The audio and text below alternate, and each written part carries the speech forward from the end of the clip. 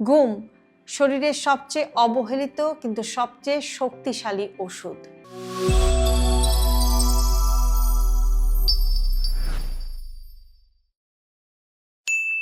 আপনি কি এমন মানুষ যিনি বলেন আমি ঘুমাই ঠিকই কিন্তু তবুও ক্লান্ত লাগে, অথবা ঘুমানোর সময় পাই না, কাজ বেশি?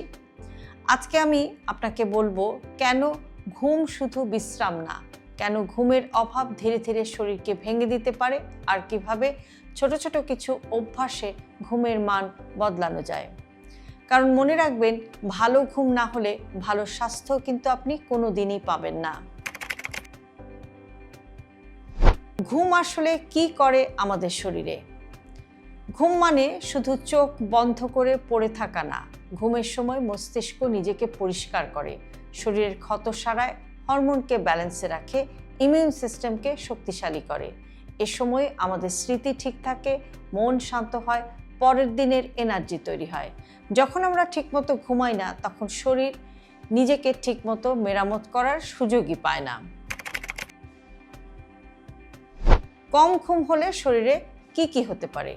অনেকে ভাবেন যে একটু কম ঘুমালে কি বা এমন হবে, কিন্তু নিয়মিত কম ঘুম হলে সারাদিন ক্লান্ত লাগে, মাথা ভার লাগে, মেজাজ খিটখিটে হয়ে যায়, কাজের মনোযোগও কিন্তু নষ্ট হয়ে যায়। আর দীর্ঘদিন এরকম চললে ওজন বাড়ে, ডায়াবেটিসের ঝুঁকিও বাড়ে, ব্লাড প্রেশারও বেড়ে যেতে পারে, ডিপ্রেশন, অ্যাংজাইটির ঝুঁকিও বাড়তে পারে। অর্থাৎ ঘুমের অভাব নীরবে শরীরের ক্ষতি করে।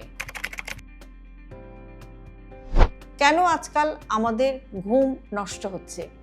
আজকের জীবনে ঘুম নষ্ট হওয়ার কয়েকটা সাধারণ কারণ হচ্ছে ঘুমানোর আগে মোবাইল দেখা, দেরিতে রাতের খাবার খাওয়া, অনিয়মিত ঘুমের সময়, অতিরিক্ত স্ট্রেস বা অতিরিক্ত চিন্তা। বিশেষ করে মোবাইলের ব্লু লাইট বা নীল আলো আমাদের মস্তিষ্ককে বলে এখনো দিন চলছে, ফলে ঘুমের হরমোন ঠিকমতো তৈরি হয় না, ঘুম আসলেও সেটা হয় হালকা।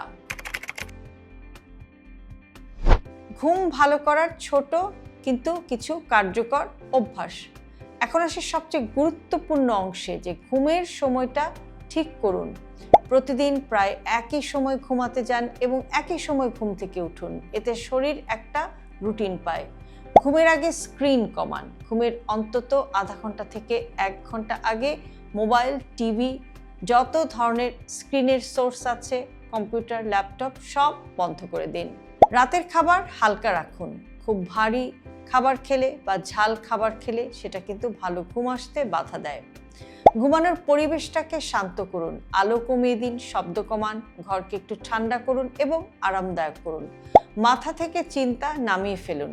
ঘুমানোর আগে সব সমস্যার সমাধান করতে যাবেন না, নিজেকে বলুন এটা আমি আগামীকাল দেখব। ঘুমকে গুরুত্ব দিন। আমরা অনেক সময় ভিটামিন খুঁজি, সাপ্লিমেন্ট খুঁজি, ডাক্তার বদলাই, কিন্তু সবচেয়ে শক্তিশালী ওষুধটা আমাদের হাতের কাছে আছে, সেটা হচ্ছে ভালো ঘুম, আর সেটাকে আমরা এড়িয়ে চলি। সুতরাং আজ থেকে সিদ্ধান্ত নিন, ঘুমকে সময় দেবেন এবং ঘুমকে সম্মান করবেন। ভিডিওটি যদি আপনাদের কাছে উপকারী মনে হয় তাহলে লাইক দিন, কমেন্ট করুন।